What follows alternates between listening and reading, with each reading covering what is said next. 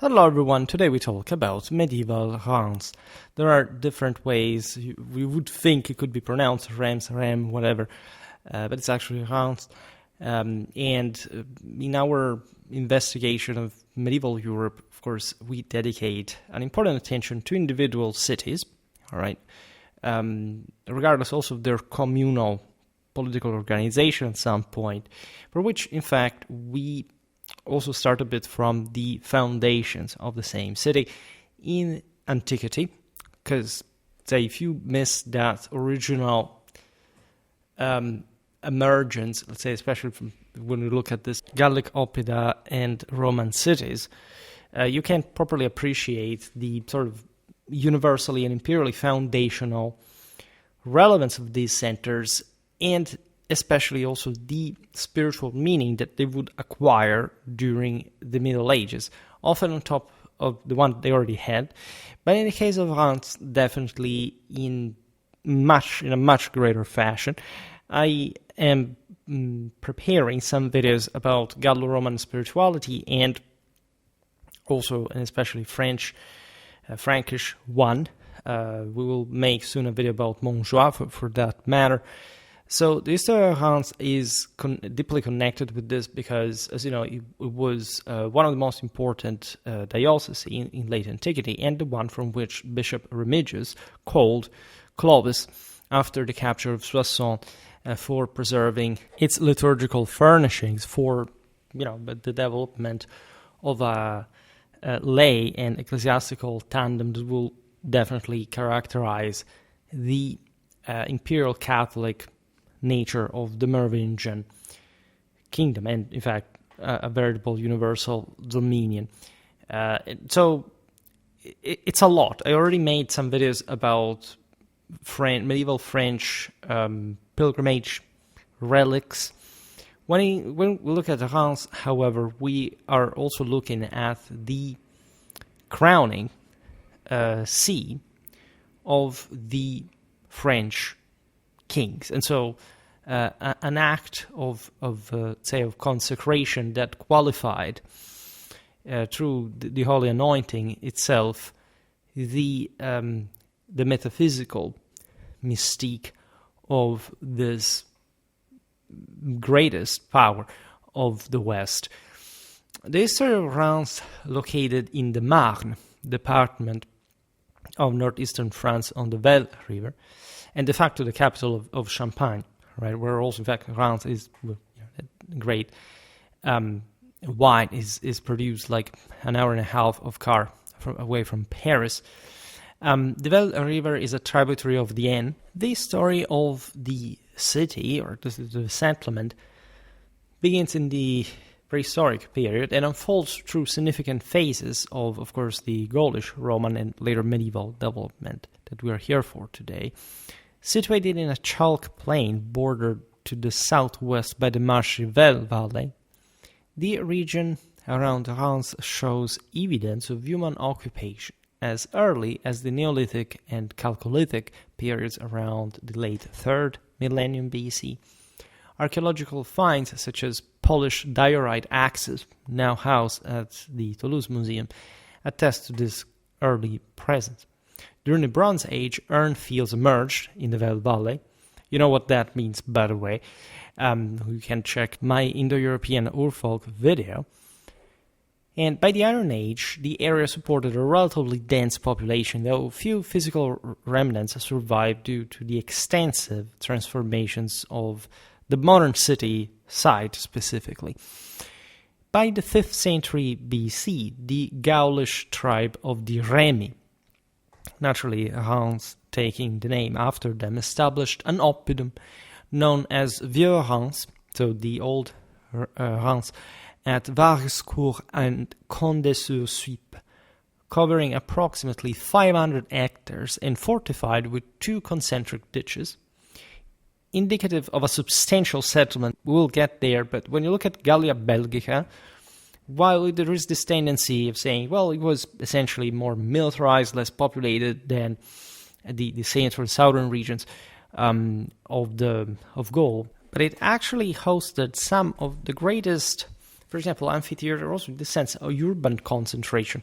Also fortifications, yes, military centers, but these cities around the same Paris, Lutetia, Parisiorum, the same Dura Cortorum, Reims, and other centers around were actually important centers already in imperial times. Were close, developed, connected by roads.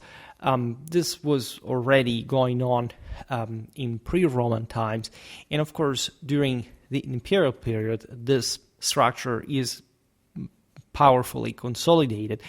Around 80 BC, Dura Cortorum's oppidum was succeeded probably by the settlement called like this. This appears in the historical record as the precursor to modern Reims, situated on a modest hill on the north bank of the Vel, so different from the Vieux, from the old Reims, slightly set back from the surrounding marshes. This site, centered on what is now the Place Royale, spanned about 90 hectares and was protected by a formidable fortification, a 50-meter wide rampart and 8-meter deep ditch, and likely a wooden palisade.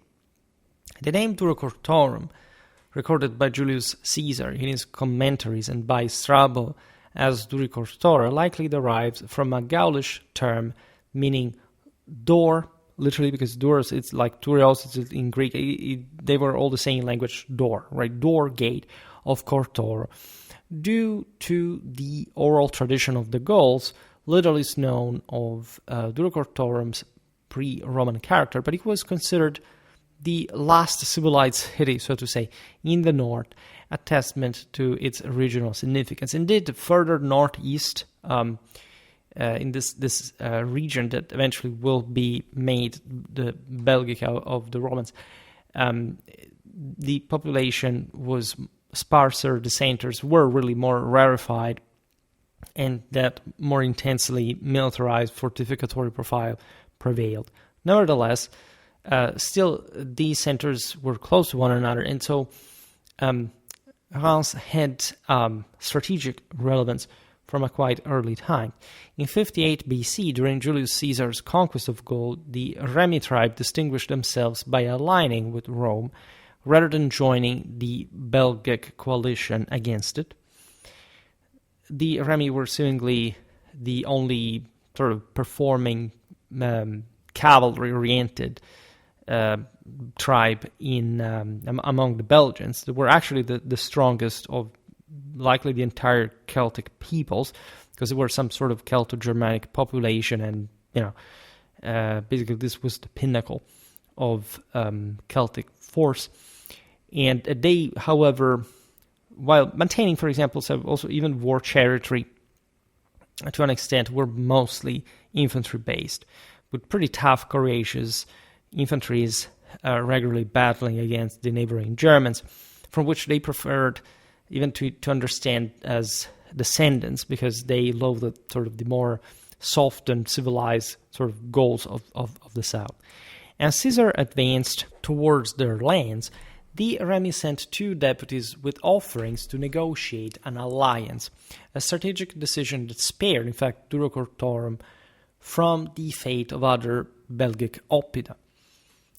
In 57 BC, during the campaign against the same Belgians, the Remi's oppidum at Bibrax, possibly Vieux-Laon, was attacked, but Caesar's intervention secured a victory, reinforcing the Remi's loyalty once again. The Suessiones, a related tribe sharing laws and governance with the Remi, refused to join the alliance and were subsequently subdued, placed under Remi control. This is typical from the Roman side to reward the friends, the loyal subjects, by making them lord on others by cooptation. This naturally expanded the Remi's territory from the Seine to the Marne and Meuse. This is particularly relevant because when you look at the eventually Roman districtuation, it will largely remain the one of also contemporary Europe.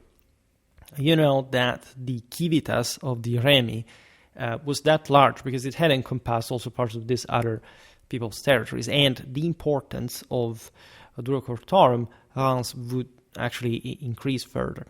In 53 BC, Caesar convened the Concilium Galliae at Dura Cortorum to try Acco, leader of the Carnutas, affirming the city's growing prominence in Gaulish politics.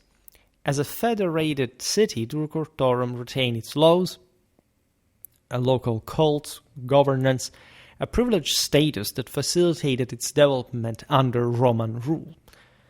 Under Augustus, it became the capital of the province of Belgica itself, solidifying its administrative and political importance.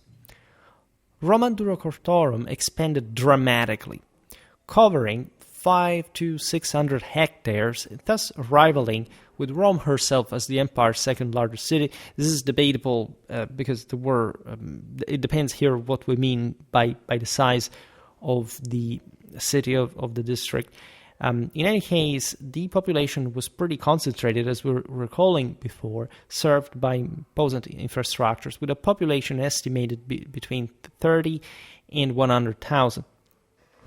The city retained its Gaulish core, but adopted, of course, a Roman orthogonal grid, structured by the two principal axes, the Cardo Maximus, modern Rue de Velle, and Avenue Jean Jaurès, and the Decumanus Maximus, Rue de l'Université, Rue Anatole France, and Rue Colbert, intersecting at Place Royale, so the center, the heart of the city. These axes, still evident in Reims' modern layout, were complemented by a network of secondary streets 15 meters wide with central drainage channels. This was an imposing urbanistic plan and grounded, of course, on the sort of cosmic alignment of the Cardo and Decumanus for the affirmation of a metaphysical Romanity for the Romans as God's chosen people, the world conquerors. Then, as we've seen, was also in part owed to their federati role to the Remi. Naturally, Romanization happened, even in north of Gaul. In fact, these cities would maintain a pretty hardcore Gallo-Roman identity historically, till to this day, you can argue. The Roman city's boundaries were marked by 4 monumental gates. The Porte de Mars, dedicated to the god of war and oriented toward unconquered Belgica, so attributed actually to the warlike dimension, as much the Apollonian, sort of Athenian concept of Indo-European power. The Porte Basée, with remnants surviving on Rue de l'Université, the Porte Sarres, near modern Place Aristide Briand, and the Porte de Venus on Rue de Velle. These gates, functioning as triumphal arches, symbolized Roman authority and facilitated connectivity. Naturally, the Gauls had their own equivalents to these gods. Roads extended from them to Trier via Avenue Jean Jaurès. So here, these avenues we'll read now are the roads that obviously extend also outside today's historical, so Roman, Gallo-Roman center, and went out to these other important centers. Metz, Rue de Cernay, Cologne, Rue Camille Lenoir, and Rue de Bétheny, Thérouanne, Avenue de Laon, Bavay, Route de la Novillette, Boulogne, Rue Jean-Jacques Rousseau, Paris, same Paris, across the Velle Marche, Toul, and the same Rome, through the Rue de Barbâtre. This is incredibly relevant because it gives you an idea, of course, directionally, of how intertwined Dura Cortorum's affairs were with the rest, basically, of the west of Gaul and the same Italy. Because here, basically, we're connected with the German areas, with the entire Belgica, to some important also centers in the west, in the north, such as Paris, Boulogne, and with the same Rome, right? So an incredibly important logistical and strategic center. Artisanal quarters, such as bone working districts near the Gate of Serres, and Cemeteries lined these external routes, adhering to Roman urban planning norms. By the late 1st century, during the Pax Romana, Durocortorum's prosperity peaked.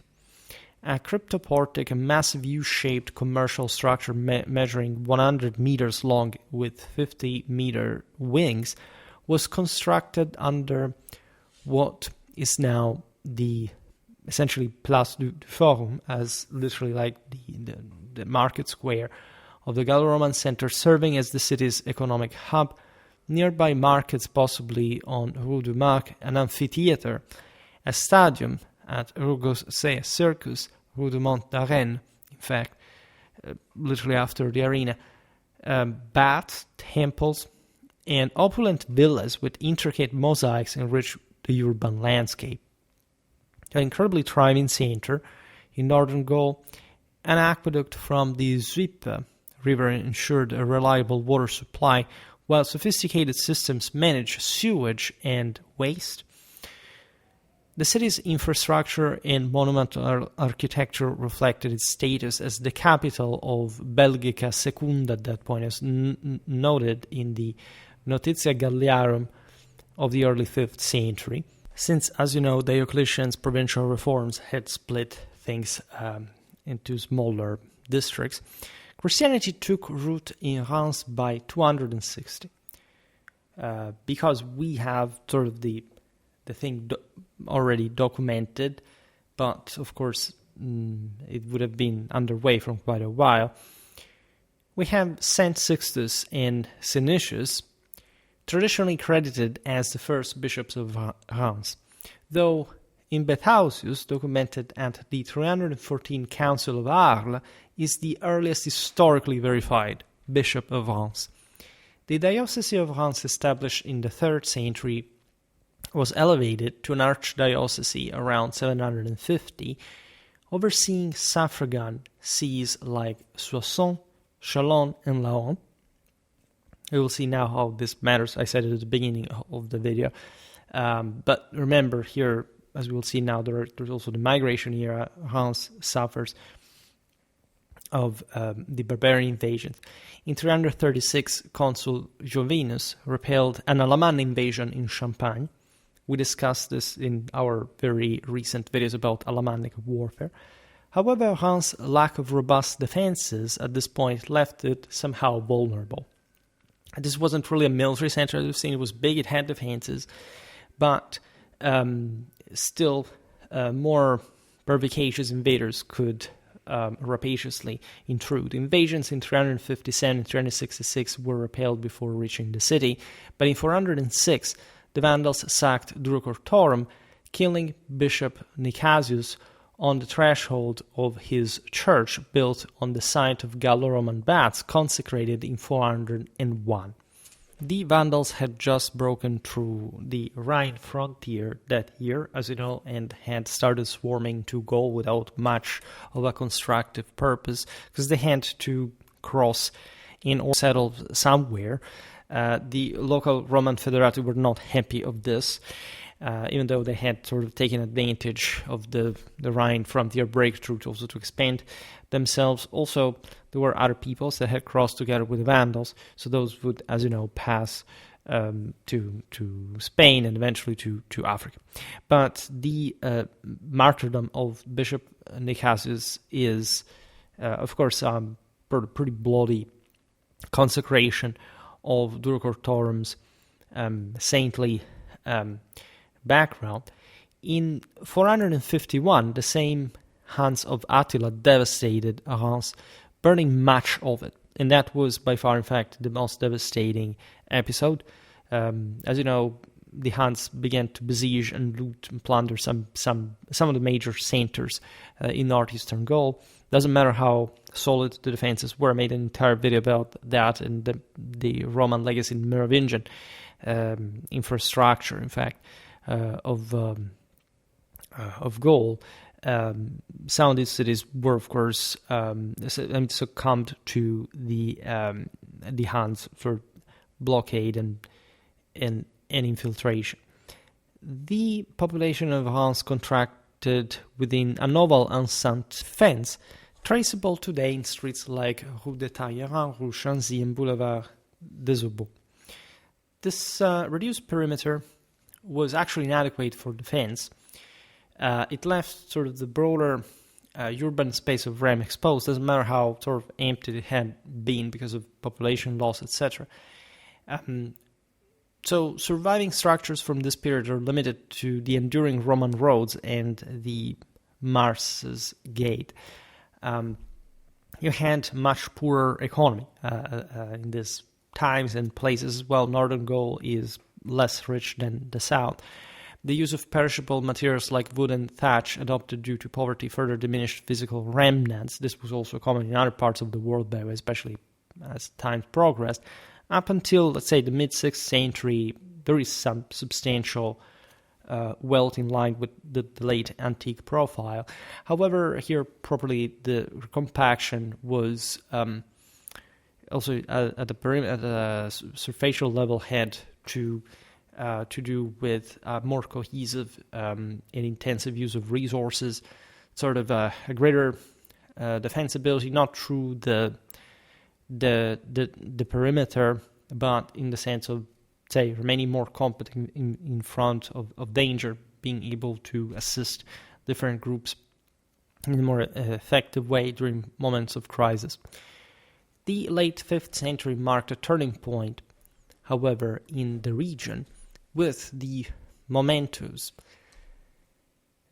baptism of Clovis I, king of the Salian Franks, by Bishop Remigius Saint-Remy between 496 and 506, likely in 498 or 99, in a cathedral on the site of the current Notre-Dame. I made an entire video explaining how impactful this moment is in history. Say the baptism of Clovis is as important as the foundation of Constantinople, right? The refoundation of Byzantium. There is a world opening, the one of a pre-Christian ruler that skips the Arian interlude, let's say, that had sort of undermined the political stability of different Germanic peoples in the face of Rome, and in fact fully embracing the Gallo-Roman establishment. The quite powerful churches, bishops had become very influent and probably also responsible for especially the city's management. Clovis opens to a veritably imperial phase. He asserts himself as a monarch. He literally beheads all the other competing Frankish leaders. And exactly in the episode of the Vase of Soissons that involves Bishop Remigius, we will recall now, he also destroys, as you know, different other populations around in battle. In fact, the same conversion to Christianity occurred after a vow that he contracted at the Battle of Tolbiac/Zulpich that we're talking again, also for the recent video about the Alemanni. And he essentially shows his own people that naturally converts alongside him, and the Gallo-Romans, that there must be a unitary order, a cooperative one. One day we'll make an entire video about what happened, because naturally there is an immense historiography on the subject, including one that wonders, but how much of this is sort of real? It's probably very real in the sense that, as always, it's not like we have the video footage of all these decisions. We have the voice of Clovis telling us what he thought. But when such momentous changes occur, and we know they occur, I mean, it's not the basic elements are there for sure, and everything changes as a consequence. You know that something happened, right?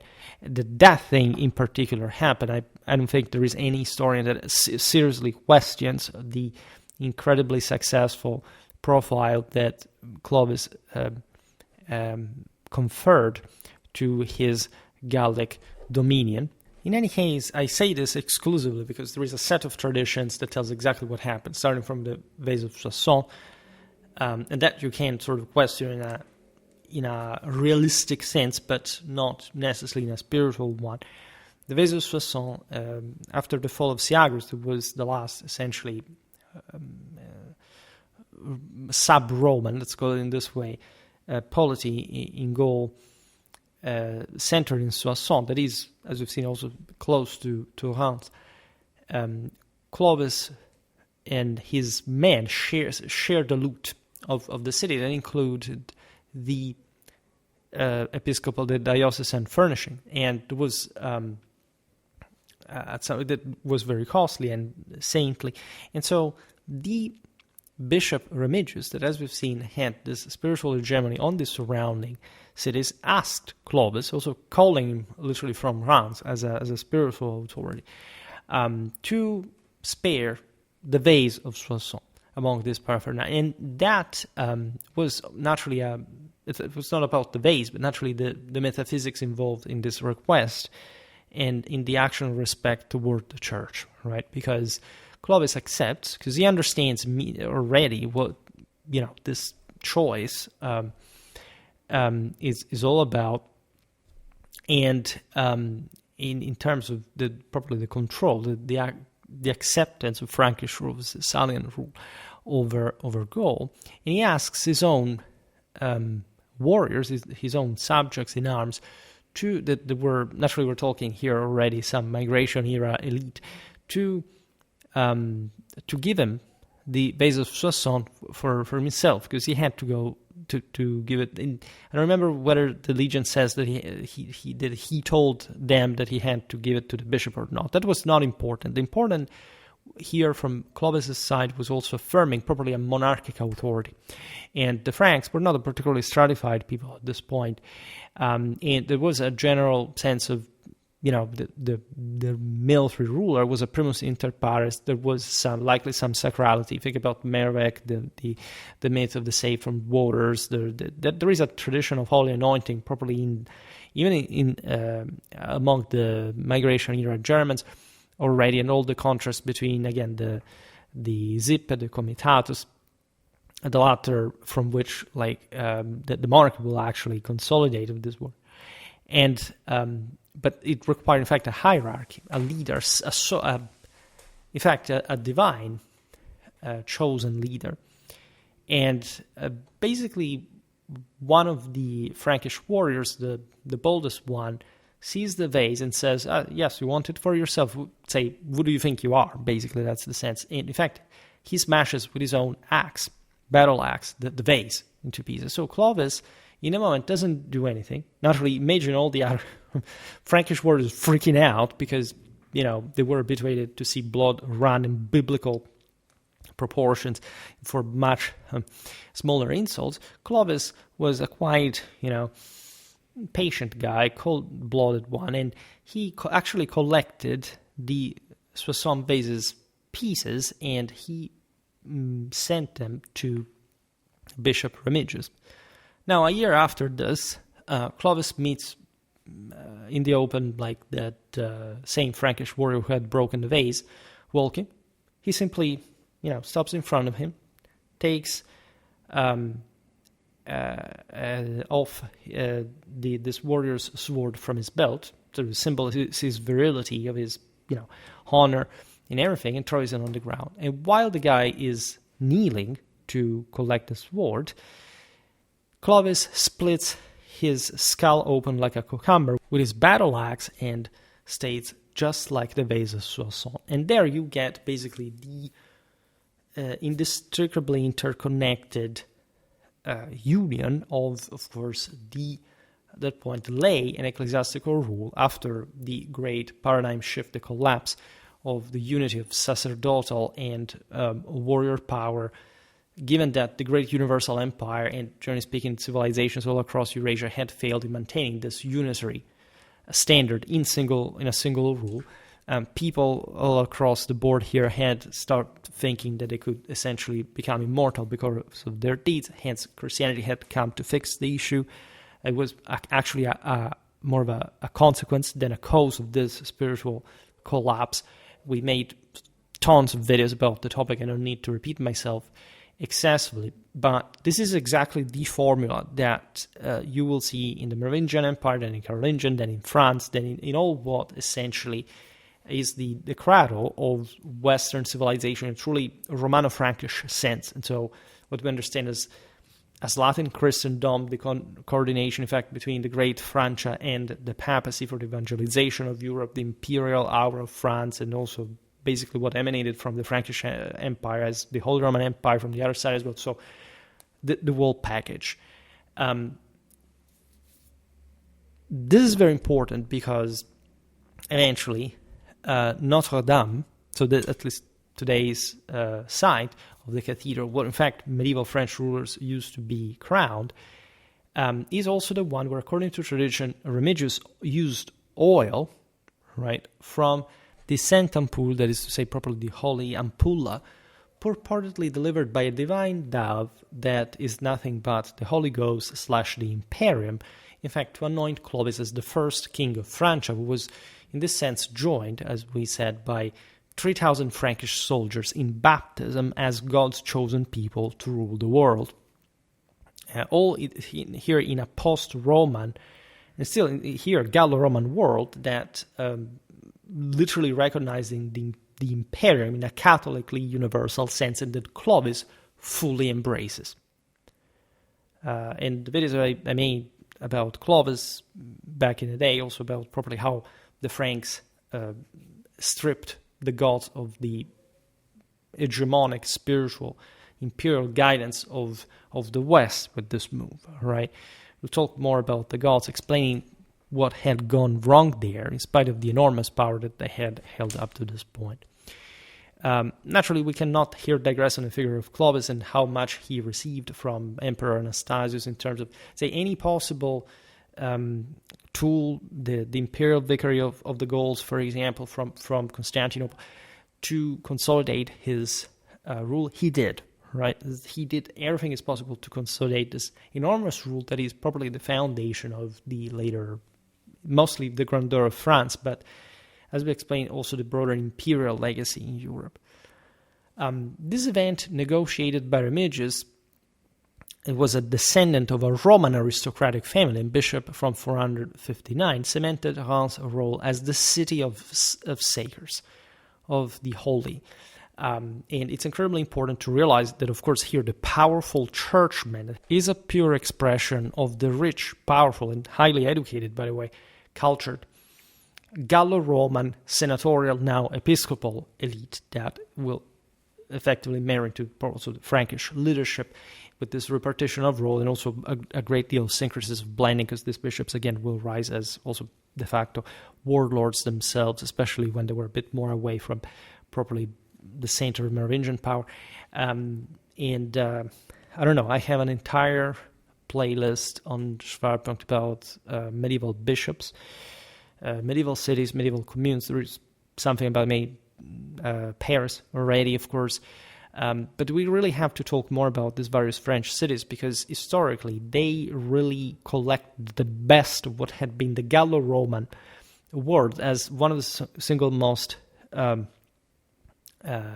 actually the greatest imperial success of Romanization properly outside of Italy, right? Gaul, as it was inherited by the Franks, regardless of sort of the difficulties of the era, was really the biggest, the most powerful piece of the West, and arguably also the one endowed with the greatest potential of the rest of the Roman, post-Roman territory. Consider, obviously, and I made lots of videos about this too, that these subjects are Romans, right? And the Franks also keep, like, I don't know, a court that will keep speaking Germanic until the 10th century, but in general, this area will remain, especially the Romance part, the actual center of Frankish power, right? And especially also on the basis of the cities, also because a city like Reims, as the city of the holy anointing, was in this sense also the one that you needed to control if you wanted to be recognized as king of Gaul. Remigius, by the way, also reorganized the Archdiocese of Reims, ceding territory to establish also the one of Laon, that will be also one of the most powerful one, and traditionally allied of the Frankish monarchy. And his burial in 533 in a southern faubourg spurred the development of the Saint-Remy quarter around his relics, right? Because even though Clovis was recognized properly as the imperium holder, still because of the aforementioned collapse, let's say, of the unitary case, let's say, standards, priest and leader, the same Christian saints had their own level of chrism and therefore of Holy Ghost from their side, and therefore their relics, just like the ones of the older heroes and warriors, and including the one of the same, in fact, kings, some of which would become actually saints themselves, and were understood with an aura of sanctity because of the imperium that, and so the whole the divine grace that had earned through their deeds was properly meant to augment in a metaphysical sense their proximity, and of course your inner predisposition, your force. All right. And so there is all a mythology that we will see better also in, again, in Montjoie Saint-Denis, that is deeply connected with Reims as well, in the entire mystique of the French monarchy. By the Merovingian period, Reims was a key city in Austrasia, alongside Metz, where Thierry I fixed his court in 511. It was just practically at the boundary, really. It was more, would actually remain Belgica and Neustria as a consequence. So the frontiers would actually change. This was, again, the Romance-speaking part. The city's ecclesiastical, because Austrasia as a whole is in the east, further east, but they also speak Germanic, where the Salians had come from. Say, Cologne was in Austrasia, where the Carolingians will emerge from. Now, Reims' ecclesiastical prominence, as you understood, was incredibly solid at this point, but it had already grown before Clovis's episode with the construction of the Cathedral of the Fourth Century, followed by successive replacements on the same side, and numerous sanctuaries, including the one of Saint-Nicaise, that we've seen before had been martyrized by the Vandals, Saint Agricola, and Saint Sixtus, many built over Gallo-Roman cemeteries, by the way, that were traditionally outside the city. So this had historically happened before also Christianity was legalized. As you know, this is typical of many cities in Europe, right? Especially the most ancient, where the most important basilicas are located, like in Rome herself. Under Merovingian bishops, Reims became a holy city, however, because it was now undissolvably entwined with the prestige of the Merovingian Empire. Rigobert, appointed archbishop in 690, endowed Reims with 17 sanctuaries, 12 outside the walls, transforming it into a major Christian center. Right at this point, you understand the ecclesiastical structure spreading far and wide, also inside the city. That at large was sheltered, like there were wars between the Merovingians and among each other. I mean, and also during the rise of the Carolingians, but in general, these were probably the Frankish heartland and some of the most respected and revered places in the entire country. The Abbey of Saint-Remy, developed by Thierry, that was Remigius's disciple, became a hub for intellectual and spiritual activity, influencing Northern Europe as well. There is a contemplative dimension through which you can get the Holy Ghost, as opposed to the more military deed. And it's obviously both at the same time, because also the critics of the Indo-European interpretation forget that it's completely normal to have multiple functions united in one. If they knew anything about Indo-European theology, they say, oh no, but the Indo-European interpretation did not exist because this knight was also a monk, and so here, I'm not talking specifically about that, because also in a modernistic, secularistic sense, we believe monastic military orders were born later, but still the level of indoctrination for self-sacrifice in holy combat started from similar practice also before. It would be incredibly beautiful to make a research on this. I suspect nobody ever fully did. A good PhD topic would be, for any of you interested in that. I already passed it. I could take another doctorate. It's an idea, but I'm also doing effectively something more at this point. So religious communities provided care for the sick and poor. This is also largely the very important and charitably successful, effective function that the church had in the aforementioned system before. In the classical world, where again there wasn't a difference between the priest and the warrior. The Roman magistrate, the Roman leaders had both functions, just like it had always been historically, regardless of different repartitions. Normally sustained through their own private funds through an evergetistic process that the same local cities by sort of eventually subcontracting, profiting from certain functions and investing in the same, in fact, activity to make it work.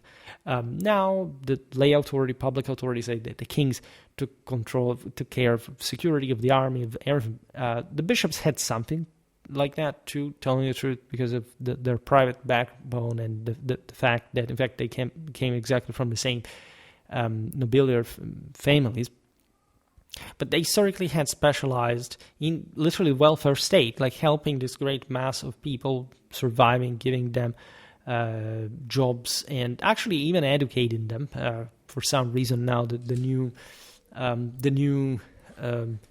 pseudo justification of especially Anglo-American Protestant influenced conservatism, even by people who call themselves Catholics, such as, I will not make any names, but it's there, unfortunately. It's as if they were literally a different confession, is that Catholicism didn't spread literacy. Really? I mean, really? But, there's this reason. Since there was an Inquisition at some point that had censorship on books, no, that's bad. That means that Catholicism didn't spread in the very moment literacy. Of course, no, absolutely not. That's not something that the Inquisition itself did by itself. Let's forget about this for a while. But imagine at this time, say in the 8th century, manuscript production, education. I mean, these centers were very fat, very rich, very elite already. They aren't sort of the poor place. They are massive institutions tied to the monarchy. In 719, Charles Martel dismantled many Gallo-Roman monuments, dismissing Reims' physical grandeur, possibly, but it's just a myth, telling the truth, deriving from also the bad press he received from the same clergy that whose land in part was was confiscated because they had occupied it during the time of decline of Merovingian dynasty. But of course, Reims' importance endured, to say the least, and not just in a symbolical fashion. In 804, also because it was, as we've seen, a pretty big center there. After Paris, it was the second largest. In 804, Charlemagne met Pope Leo III in Reims, and in 816, Pope Stephen IV crowned Louis the Pious in the Cathedral of Saint-Remy and Saint-Nicaise, because they had put Remigius and Nicasius within the same holy sanctuary. And the first royal consecration in the city, by the way, on the occasion establishing a precedent for future coronations.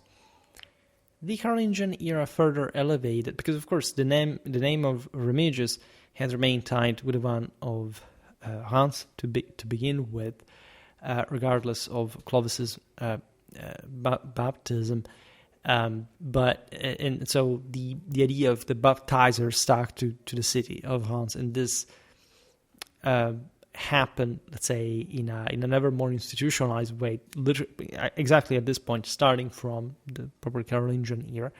The Carolingian era further elevated thus Reims' status, symbolic relevance, also intellectual and ecclesiastical stature.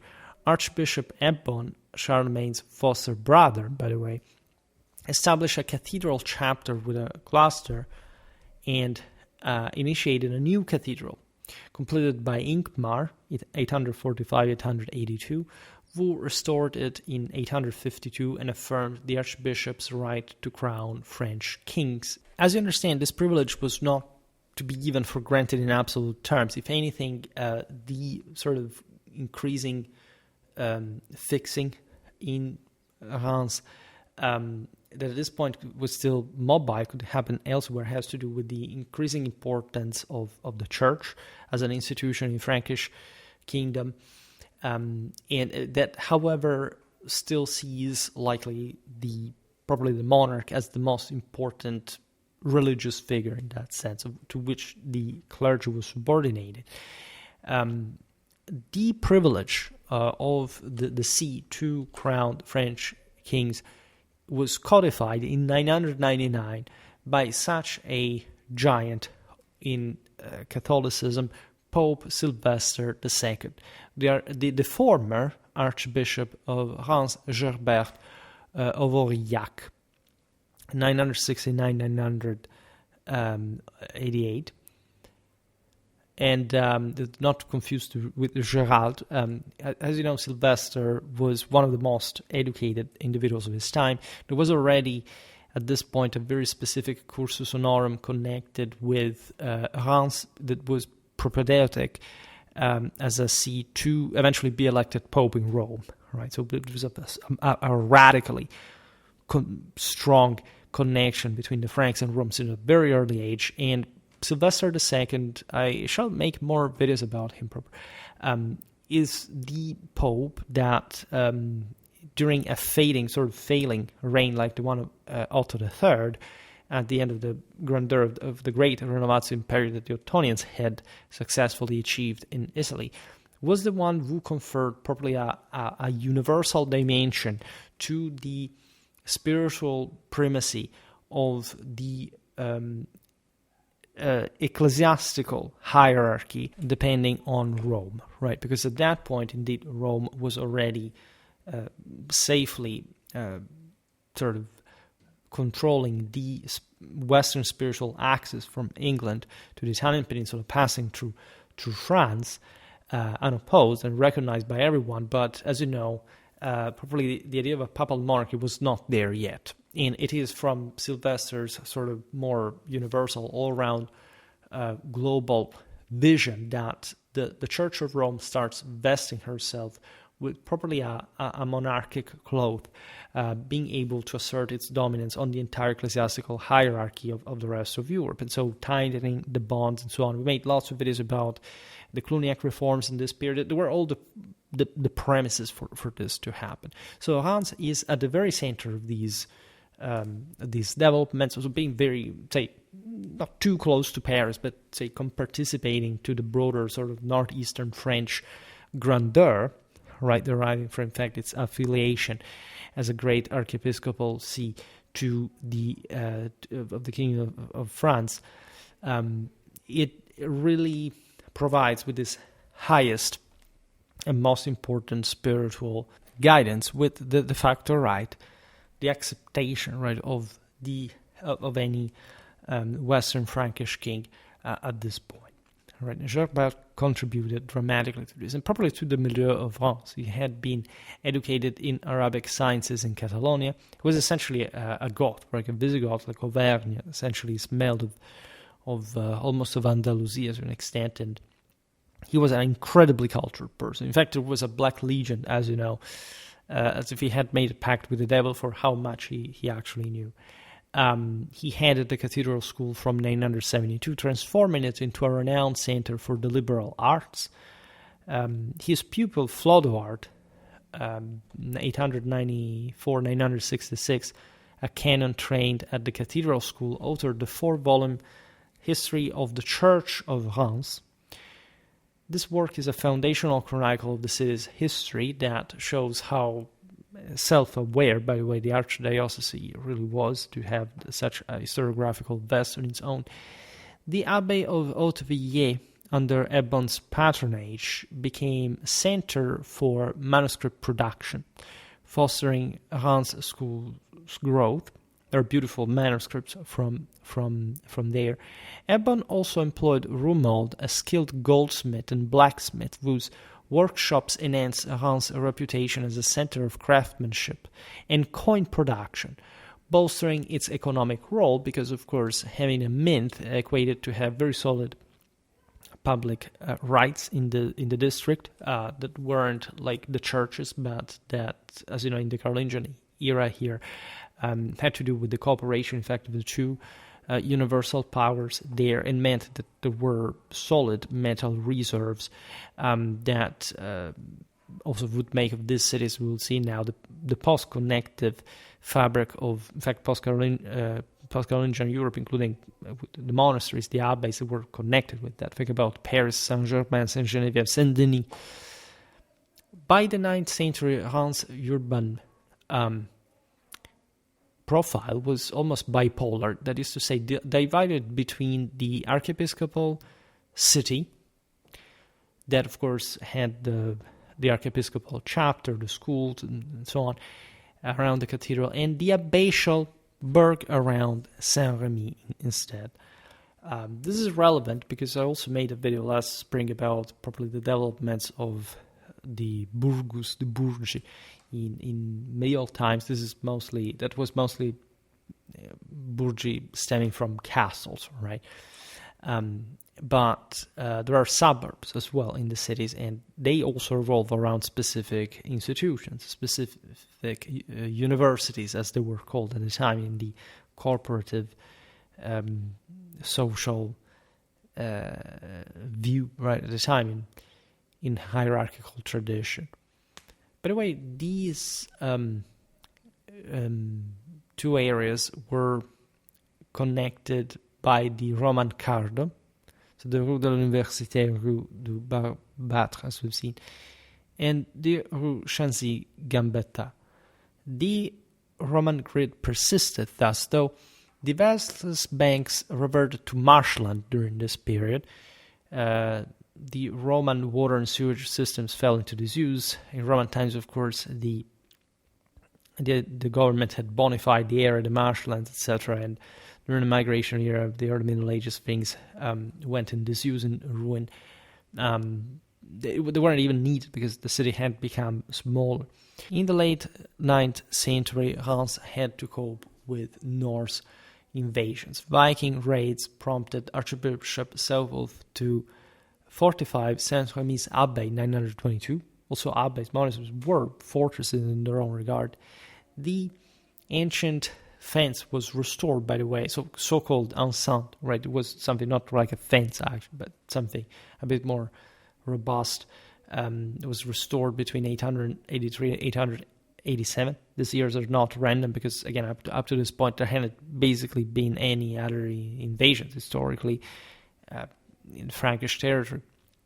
Religious institutions proliferated within these fortifications, including the Cordeliers, the Temple, Saint-Hilaire, Saint-Pierre-le-Vieux, while new communities like the Dominicans later on in 1219 and Franciscans settled between the city and Saint-Remy or along the Val Ribe. So this is important because the system articulated itself, kept developing regardless of the ups and downs and political instability. The Archbishop's garden, bordered by modern Rue Inchmar, Rue de Capucin, and Rue de Ujart, and the Abbey's garden near Rue Roussillé, anchored these areas. Leper colonies, as we were recalling before, as hospitals, Xenodoc, etc., Saint-Éloi and Sainte-Anne emerged outside the city, along with an abbey in Clermarais. In 940, Louis IV, king of the Franks, granted the county of Reims to Archbishop Artaldus. Between 1060 and 1170, elevated to a duchy, right? So Reims goes through, as a district, as a civitas, the regular process of, first of all, being recognized historically as a county. Today we're not, say, being too detailed about this. That was the normal districtuation of the Frankish world, especially like with probably a reaffirmation in Carolingian times, but already from the Roman ones, and even on the basis of the previous Gallic villages and also Oppida, like in this case. And the duchy, as you know, is a more sort of militarily characterized, let's say, district. There wouldn't be probably a duchy of Reims evolving as a policy on its own, but it stressed the crucial relevance of the city. Also during the wars that had been fought, we've seen in some videos with the Germans at some point. It had come to threaten its suburbs and so on. Archbishops gained civil privileges as well through the conferring of the ducal authority, including minting coins and maintaining armed guards. This stemmed largely from a post-Carolingian reality when archbishops, during the collapse essentially of public authority, had to basically cope with difficulties, as we've seen, restructuring fortifications, manning them, guarding them, in effect, successfully fencing off, repelling invasions. So it was completely normal to confer some degree of public authority and power to bishops, abbots, and so on, that had historically also the task to guide their cities' militias to the front. Then they could come back home, but they could also fight, and they would in some cases, in war. In 1089, Pope Urban II granted the archbishops of Reims the title of primates of Belgica Secunda, reinforcing their authority.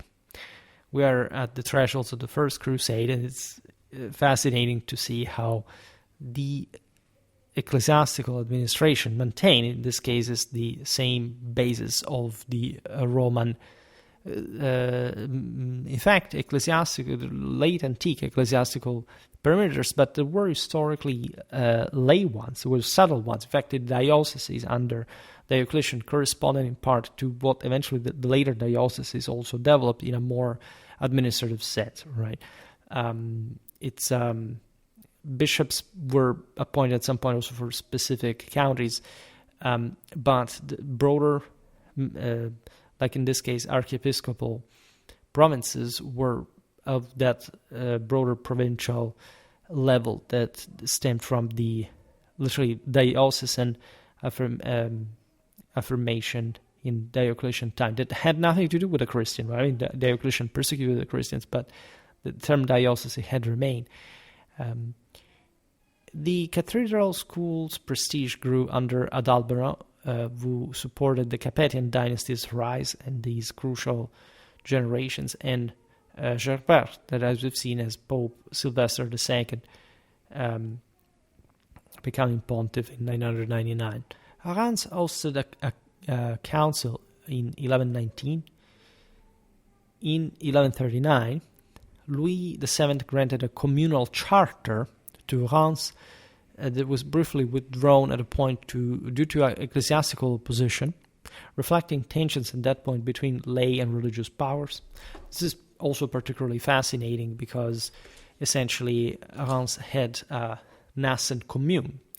And in northern France, normally the communes are, as we've seen, these cities are fairly large, right? So Paris is the largest city in Europe, in Western Europe, together with Milan, say, around the year 1000. So you can imagine a lot of popular force as well. And as we've seen, Reims is very big center too. And the Capetians are historically backed by all these bishops, Reims, Laon, Soissons, and so on. These like the Ile-de-France's Capetian heartland to fight, as we've seen also recently, against, say, the Angevins, other rebellious vassals, and so on. But at a certain point, of course, as we've just illustrated, the archbishops start gaining too much. The archbishops gain a bit too much power, and so the Capetian kings start conferring. We've seen it in the video about, for example, Louis VI and Soissons specifically, and we're close here. Some, in fact, communal charters that were essentially aiming at reducing or countering, at least in relative terms, episcopal power. These were properly great lords and contributed also with huge sums to the crown. They could levy troops on their own, as we've seen. Their cities were not to be kidded with, but that's the point. If you allowed the commune to develop from the within, you could see a balance mitigating the over-influence of the bishops. In fact, for example, in Spain, bishops were made ever great powerful. In Germany, you have entire ecclesiastical principalities that not even the emperors could dislodge. The French are, in this sense, more effective and subordinate their own clergy to the crown in a way that does not create sort of political problems, like secular issues of some kind. As you've seen, the archbishops try to abolish the commune, but they are reinstated. By the 12th century, economic growth drove Reims' urban expansion. The Archbishop William of Champagne, I made a video about the County of Champagne, by the way, if you're interested in the context here at a lay level, developed a northern quarter along Rue de la Couture with a fairground, Rue Buret, and streets like Rue de Châteauvel and Rue de Tilloy, managed by an episcopal administrator.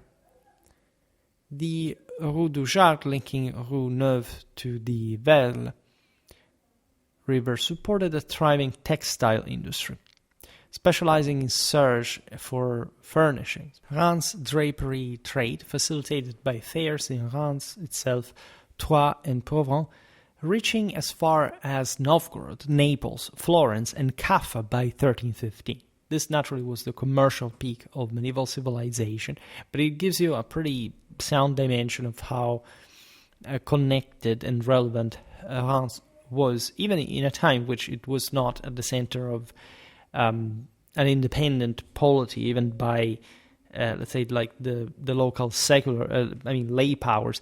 In fact, here the bishops, as we've seen, had a significant secular power, as they always, as they have a secular power to begin with, different from monasteries.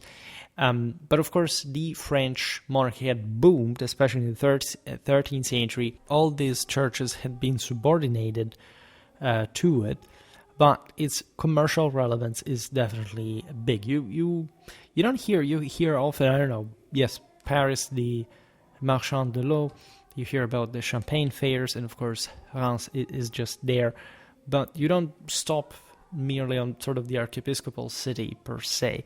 And instead, this is what had been going on. Naturally, here we're looking at the city, not just the archbishopric. The expansion of the population had brought most of the forestaters to work in this textile production that was, as you know, basically what also the neighboring Flanders specialized in, and then the connections here we see with Florence, for example, at the beginning of the 13th century, that it was sucking a bit on also the Flemish production. Many Flemish went to work in the Florentine textile industry, so to say. So Reims was really at the center of this, through the Italian markets, Naples, Kaffa, the Genoese, to the Black Sea, and so Reims production reached the Mediterranean via Aigues Mortes, that had been founded, as you know, in Occitania by Louis IX as launching pad for the crusade, and these exports generated significant revenue in the north. The city's population reached 20,000 by 1270, spanning 160 hectares at that point. A fire in 1210 destroyed the Carolingian cathedral, prompting Archbishop Aubry de Humbert to initiate the Gothic Notre-Dame in 1211, you can see today. Largely completed by 1275 under architects Jean d'Orbay, Jean Leloup, Gaucher de Reims, and Bernard de Soissons, with towers finished by 1475. The Abbey of Saint-Nicaise, so Saint-Nicaise, rebuilt in flamboyant Gothic as well, in Saint-Remy's Romanesque Basilica, that had been begun in the 6th century, from the 30s, the 50s, so we're talking about the children of Clovis, later Gothicized, enhanced Reims' ecclesiastical stage. A new 6,500-meter enceinte, constructed from 1295 to 1358 at a cost of 20 to 1094 livres per month, enclosed the expanded city, including gates at Fruchambault and Courselancy, enabling Reims to repel an English assault in 1359 during the 100 Years' War. this is also fascinating because you realize that by 1295 there wasn't much. There were some issues inside, but the construction of the new fortifications of the city were initiated, in fact, as a long-term project, just like cathedrals were usually done at the time. Pretty much all over Europe, we've seen this also. For example, the fortifications of the Italian metropolises. It was a lost fund because it attracted workers, this stimulated growth, and also enhanced protection. In fact, you see here that when the English attacked, at this point, Reims was well protected, regardless of all the issues that had occurred just a few years before with the French defeat at Poitiers that we also saw in the video. So it's very interesting to see how sort of in time this work was. The war also catalyzed municipal governance, as it often happens. Political crises stiffen more robust administration. This had already been the case in post-Carolingian times with the same bishops' rule. After French defeats at Crécy and Poitiers and King John II's capture, Reims established also a council of 6 elected notables in June 1358, confirmed by the regent on September the 9th of the same year. This council initially focused on defense, taxed all inhabitants, and became a permanent institution, with Herbert Coquelet elected as the first mayor in 1369.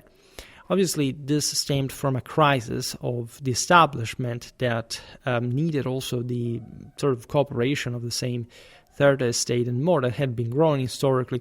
So there was a negotiation for the exact contribution was ever better, determined, like formalized, enunciated. And of course, it's not like the Third Estate did not want to pay, but there was a new oligarchy to basically co-opt in this.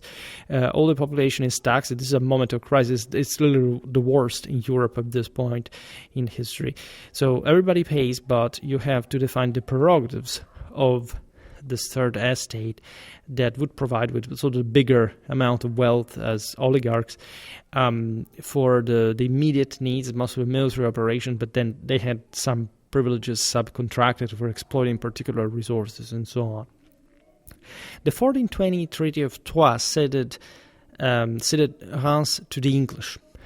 This was a terrible time. We've seen it in the video about Henry V. This is the moment in which basically the English and the Burgundians, after Agincourt, have basically annihilated the French resistance north of the Loire. The Valois have retreated to Orléans. And that's exactly where they will make the measure coming back with Joan of Arc that intervened in 1429, enabling Charles VII's coronation in the Reims Cathedral. This was an enormous ideological and symbolical issue because, of course, the city had been, as we've seen, the city where the French kings had been crowned. By the way, if you visit Reims, it's beautiful. I had the opportunity to do so a couple of times, and it really makes you think because at that point, Charles VII was sanctioned, rallying the city to the French cause after the Anglo-Burgundian attack. I mean, it was always a French reality, of course, but it was incredibly relevant. It was an example also for Paris that had been quite a bit treacherous with its Third Estate. They thought that they could basically fragment the kingdom and enjoy this kind of decentralized position without an authority. So Reims remains the spiritual capital of at least an important part of the monarchy's mystique and legitimization, and as such, it went on, like in French history. A 1461 revolt against Louis XI's salt tax was suppressed. We have seen 15th century, if anything, nobiliar revolts in France. There were also others of this kind that were always entwined, as they underscored royal authority a bit. The salt tax was naturally very heavy in general because it was such an important good used to preserve food, and a great deal of the local interest, commercially wise, rested on, in fact, how much of this good you could consume, like with importing some particular cost. Reims' medieval architecture, primarily wooden due to the unsuitability of local chalk, included rare stone structures like the maison of the musicians, highlighting its cultural richness. There are the statues that they date back to quite, I think, even the 11th century. They're incredibly modern, even though they look a bit more Gothic, telling the truth, so I checked it, but they are preserved mostly elsewhere. As a center of textile production, intellectual life, and royal coronations from Louis IX, 1226 to Charles VII in 1429, Reims solidified its status as a spiritual and economic hub. And I think it is an important addition with its video to our medieval cities series, because we mostly, for obvious reason, talk about sort of just most of the cases the Italian city-states. Those were the most important cities. We just made an exception for a certain capital, but we haven't talked, for example, about London or Cologne, and other great important cities, also in Southern Europe beyond Italy as well. And now that I checked this, medieval cities, because there is also medieval communes, so this will, for example, you will find this just in medieval cities playlist. Why? Logic of the channel, because of course this video is not specifically on the commune, right? It's on the city. And so here you can see, and we made lots of videos about this stuff. We talk about Brugge, Bruges, for example, that is not technically French, but at least fell into the French, the boundaries of the French kingdom historically. And so yeah, it's an important addition. I don't know here how many people watch this playlist. Well, not too many actually, but anyhow, the more we add, the better it is. So we recently had a bit of an exploit because of the video response to Schola Gladiatoria. I see things are coming back down. I don't know why. It's the new 2025 algorithm plus AD blockers, as far as I've understood on YouTube. We've had a consistent amount of subscriptions. With the weekend, usually we get a bit more views, but unfortunately there's something really strange. I get the same amount of income, telling the truth, and even higher level of subscriptions, but we have to do something more explosive. I don't know. YouTube likes drama, and so if I make a video response, everybody watches it, it becomes a big deal, and all of a sudden people discover that I exist. It's really pathetic, considering that you can't simply search for something. You don't have to be just a celebrated who awaits for YouTube to spoon feed them. And but for those who follow, keep following, keep sharing, show other people, spam on other channels. Don't worry about that. There is nothing happening. It's the best way we can spread this stuff. And let's simply be honest, we make the best historical content out here. In terms of width and breadth, probably depth of amount of topics, the solidity of it, we are the best channel on YouTube by some metric, right? By others we aren't, but we definitely do a big deal, and I think it's important for us to continue in the path. There are lots of obstacles. I will not deny this. There are lots of issues, unfortunately, with different stuff we do. But you see, if we continue making our videos, if we continue uploading and sort of having patience and expanding, like the numbers come, people subscribe. You just have to be a bit more reactive. You have to be a bit more sort of appreciative to some degree, because eventually, especially in the following days, people watch, right? We have an ever longer trail because we have ever more subscribers, but in the moment, right? YouTube wants the in the moment view, right? And the overall behavior you see from analytics is very damaging, because you may watch the same entire video, but if you don't sort of stick to it at the beginning and don't sort of support this on a regular basis, concentrated fashion, we lose pieces, we'll lose people, we lose the capacity to make this content, and that's definitely not a good thing. Today's video about Reims naturally was also, like, we don't make just, I don't know, a touring club sort of for European vacations, so to say. There is something also to some point more historical. There is also history of art. We don't talk about history of art more than much, right? But if you look at videos like this, at least we spread a bit more of awareness about these cities. I don't know anyone making this kind of content like for all the various ones. We had yet another video, by the way, about medieval France that I really want to stiffen because, especially in a unitary sense, more monarchs videos, but also more territorial realities, especially cities, are crucial. And I'm glad today I could give some important background to the Gallo-Roman substratum, because without that you can't fully understand France. You can't fully understand the Franks. You can't fully understand the kingdom. Also, the empire stem from this.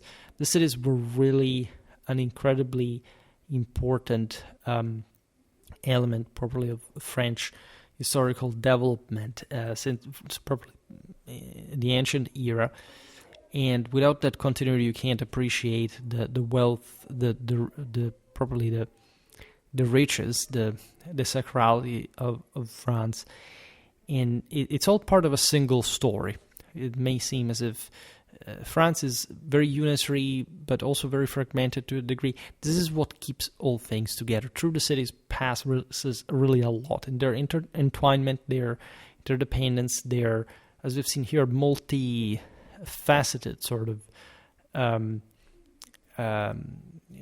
let's say, profile is definitely what also helps understanding the bigger picture, the unitary one.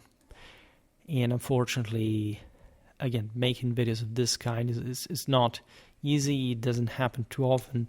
YouTube, unfortunately, is what it is. I wish there was really a different dynamic. Last year we were really going very well. Then they changed algorithm. They said that they favor something completely different from what we do, ever cheaper, dumber content. Lots of users have complained, especially for the ad blockers that apparently struck the channel as an issue from last August. I resented of this, even though I didn't have the desktop views full that other people had. But I maintained my subscriptions, I maintained my income. But if we also don't move, this thing can't do itself by itself, right? So let's work to expand our work, and let's especially set some standards. Right. Sometimes I've been blocking a lot recently, which is not something I particularly like per se. Right. But I think that if you don't set some standards, if you don't owe explanations. Right. I don't owe explanations for what I do. I never done it. I try to be kind to those who are, kind. It's never been about criticism per se. I've always tolerated criticism. I've always allowed it. But if there is the misunderstanding, if there is literally, look, I said it in the video right there, and you try to frame the whole thing as if, I said something else or did something like, that's something that I can't tolerate. And I don't owe any explanation in terms of what should be done about it. I don't block even too many people, but there are too many in the sense that, I don't know, the guys that arrive here and start saying complete BS, right? Like, I'm providing with evidence. I'm providing with explanations. I'm providing with some reliable, accurate content. If you start saying the opposite and just say wrong things, cite the wrong sources, you don't even know what is written in there, it's obviously you're acting. There is something wrong with that. Equally, I don't know, the guy who arrives and wants to know if he descends from the early. I mean, seriously, like, he's making genealogical researches because he thinks that from haplogroups he can find out if he descends from the early. I mean, according to you, how should I treat these people? I mean, seriously, how do you even? You should explain them why that's dumb to do in historical, ethnogenetic terms. that you can't conflate with political identities with places. And by the way, presented with things like, but there is, an haplogroup that is, I don't know, in Hungary from the 12th century, from Hungary. Is it the early? What the fuck? Seriously. I mean, get real, get alive. If you don't know anything about history, it's not by going around pretending that you descend from the early on YouTube, thinking that, I don't know, haplogroups have a political tag on it. It has in places that could be everything. Has a meaning, right? That's a problem, rather, and that's something that we shouldn't see. All right, study history. That's the best way you know what your ancestors did. If you want to take a DNA test, take it. I took it myself, but don't start building on it things that have nothing to do with that. Just today I was seeing on Twitter, among the various horrors, famous drawer that literally did not understand that certain, haplogroups have nothing to do, if not with things that happened maybe with thousands and thousands of years ago. You can't trace, I don't know, so I'm Visigothic, so I'm this or that. That's not how it works. It's based on proximity and things that happened even maybe 5,000 years ago, and it's just genetic similarity to other pools that can be incomplete with wrong maps. You don't even know what you're talking about, all right? But unfortunately, we have to cope with these issues on a regular basis, and believe me, it's terrifying. It is, actually. It's very annoying. It's deeply... it shows you that people do not know nor care about minimally to the slightest about actual history. They think that history is a cartoon fantasy that they have drawn in their brains, and that they want to alienate from reality through. Right? I'm making history here. I'm not making BS. So if you think that you can watch my channel in these conditions, and not understanding what I'm offering either from the other side, the question is, it's better if you don't follow any of my content, and you're not really owed anything in this sense. For the rest, I have a very dedicated support, and I thank everyone for their contributions in all ways.